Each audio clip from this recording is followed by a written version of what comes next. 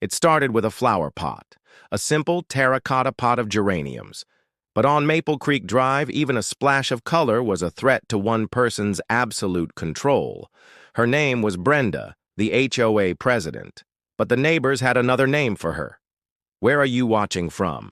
Please feel free to leave a comment below, because you are about to witness the day an HOA president's reign of terror came to a crashing halt. She believed her rules were law. She believed her authority was absolute. She believed she was untouchable. She targeted a young couple, Mark and Sarah, who had just wanted to build a life in their first home. She fined them, threatened them, and tried to break them. But on this day, she went too far. She crossed a line she didn't even see, invoking a power she never truly had. She called the authorities to enforce her petty tyranny, but she had no idea who would actually be held accountable. This is what happens when a Karen, drunk on power, finally meets a force she can't bully. Strap in. Maple Creek Estates was the picture of suburban perfection. Every lawn was an identical shade of green, every hedge sculpted with geometric precision. The houses weren't just homes. They were exhibits in a museum of conformity. And the curator of this museum was Brenda, the HOA president for over a decade. For Mark and Sarah, moving in was a dream come true. It was their first house, a symbol of their new life together. They painted the front door a cheerful, sunny yellow, a small rebellion they thought was harmless. The violation notice arrived within 48 hours. Door color not on pre-approved list. Fine. $100. Rectify within 7 days. They repainted the door a drab, acceptable gray. It was their first lesson in the reality of Maple Creek. Brenda wasn't just enforcing rules. She was guarding her domain. She patrolled the streets not in a golf cart, but in a pristine white SUV, her eyes scanning for infractions like a hawk searching for prey. A trash can left out 5 minutes too long? A fine. A child's bicycle left on a driveway? A fine. A welcome mat deemed too flamboyant? A fine. Brenda's power wasn't just in the rule book, it was in the fear. Neighbors whispered about her. The retired mailman, Mr. Gable, who was fined for an unapproved bird feeder. The young family, the Woos, who were forced to remove a small, tasteful Lunar New Year decoration from their porch. Everyone had a story. Everyone had a fine. Everyone was afraid. Mark and Sarah tried to comply. They walked on eggshells, terrified of the next notice that would slide into their mailbox. But for Brenda, their very existence was an infraction. They were young, they were new, and they represented a change she was determined to crush. The notices kept coming, each more absurd than the last. Grass blade height exceeds 2.5 inches. Vehicle parked on public street for more than 24 hours, their own car. Excessive observable joy from backyard gatherings. The financial strain was real. The fines were adding up, eating into their savings. But the emotional toll was worse. Their dream home had become a gilded cage, its bars made of petty bylaws and the looming shadow of their HOA president. But this was only the beginning. Brenda was about to move from fines to something far more invasive. A move that would set her on a direct collision course, not just with a fed-up homeowner, but with the actual law. The escalation began with the fence. Mark's beloved dog, Rusty, a gentle golden retriever, needed a space to run. They applied for permission to build a standard white vinyl fence, just like 3 other houses on the street. Brenda's architectural committee, which was just Brenda and her 2 yes men, lost the application. Then they denied it, citing aesthetic incompatibility. Frustrated, Mark did his research. He found a state law that allowed pet owners to erect reasonable enclosures for animal safety, superseding HOA covenants. He built the fence. It was a declaration of war. Brenda's response was swift and vicious. The fines became daily, $50 per day for the unauthorized structure. Then she orchestrated a campaign of harassment. She would stand on the sidewalk taking pictures of their house for hours. She called the city on bogus complaints. noise violations when they were at work, reports of suspicious activity when they had friends over. The climax of her harassment was the water. One Tuesday, Mark and Sarah came home to a completely dry lawn in the middle of a heat wave. Their sprinkler system was off. Confused, Mark checked the external valve.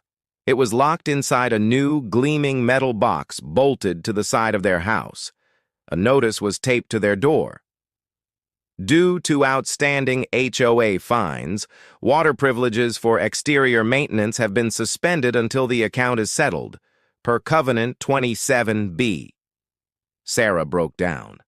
This wasn't about rules anymore. It was psychological warfare. Mark saw red.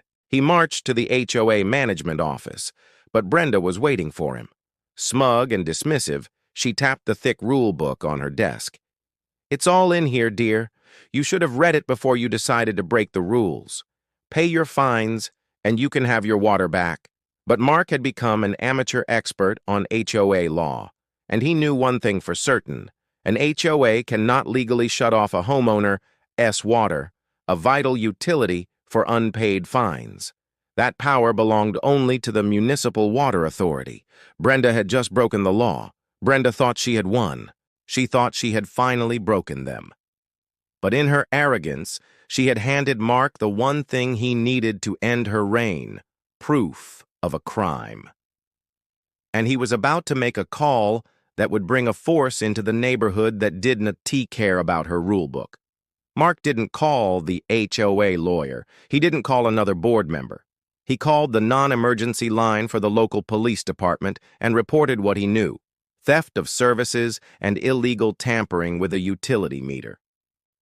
The next day, as Brenda conducted her morning patrol, a patrol car rolled slowly down Maple Creek Drive.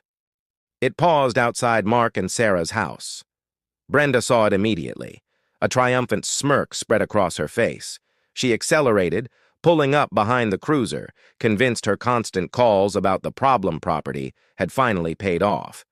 She strode toward the officer, a young, serious-looking man, as he was talking to Mark. "Officer, finally, I'm the HOA president. I'm the one who's been calling about these perpetual violators. I can give you a full list of their infractions." The officer turned, his expression neutral. "Ma'am, are you the individual who restricted access to this home's external water valve?" Brenda puffed out her chest. "I am. It's within my authority. They have refused to pay their legally levied fines." She gestured dismissively at Mark. "He's clearly trying to waste your time to avoid his responsibilities." The officer listened, then asked a simple question. "Can you show me the city or state statute that grants an HOA the authority to restrict water service?" Brenda's confidence flickered. It's in our covenants, our rules. They signed them." "I understand that, ma'am," the officer replied, his voice growing firmer. "But covenants are civil agreements. Tampering with a water valve is a criminal matter. You do not have that authority. I need you to unlock this box, right now." The scene unfolded in front of several neighbors who had begun to peek through their blinds. Brenda's face flushed deep red. She sputtered, her sense of entitlement crashing against the unmovable wall of the law. "How dare you! I will have your badge! I know the chief of police! This is my neighborhood!" Her meltdown was spectacular. The more she yelled, the calmer the officer became. He repeated his request, now a demand. When she refused, claiming she didn't have the key, a lie he easily saw through, he informed her she was now obstructing his investigation. And in that moment, on her perfectly manicured street, in front of the very people she had terrorized for years, Brenda's illusion of power shattered completely. The officer's next words would change everything, and the sound of handcuffs clicking would be the most satisfying sound Maple Creek had ever heard. Brenda was not arrested that day, but she was escorted to the police car for a formal warning. The officer made her produce the key and unlock the valve box himself. The humiliation was absolute. The video, filmed discreetly by Mr. Gable from across the street, was shared on the neighborhood's private Facebook group within minutes. It was over. The following week, an emergency HOA meeting was packed. For the first time, people weren't silent. Led by Mark and Sarah, the residents demanded Brenda's immediate resignation. The evidence of her overreach was undeniable. Faced with a recall vote and the threat of a lawsuit from multiple homeowners, she resigned on the spot. The new board, with Mark on it, spent its first meeting repealing dozens of the most petty and absurd rules. The approved door color list was thrown out. The Wu family's decorations went back up. Mr. Gable's bird feeder was reinstated. Brenda became a ghost. She rarely left her house, and when she did, neighbors would simply shake their heads. The woman who wanted to control everything had lost all control. She sold her house 6 months later and moved away, her name becoming a cautionary tale in Maple Creek Estates. Mark and Sarah finally felt at home. The gray door was repainted that sunny yellow, a beacon of victory over petty tyranny. Rusty played in his fenced-in yard without a care in the world. This story is about more than just a bad HOA president. It's about the nature of power, how even the smallest amount can corrupt absolutely if it goes unchecked. It's a reminder that bullies rely on the silence of their victims, but it's also a story of hope, that the rules are supposed to protect everyone, not just those who wield them. That sometimes all it takes is one person to say, "No more," and stand their ground. So the next time someone tells you it's just the rules, ask yourself, who do those rules truly serve? And are you brave enough to question them? What's the most absurd HOA rule you've ever heard of? Do you think Brenda got what she deserved? Let me know in the comments. And if you believe in standing up to neighborhood tyranny, hit that like button and subscribe for more stories of justice served.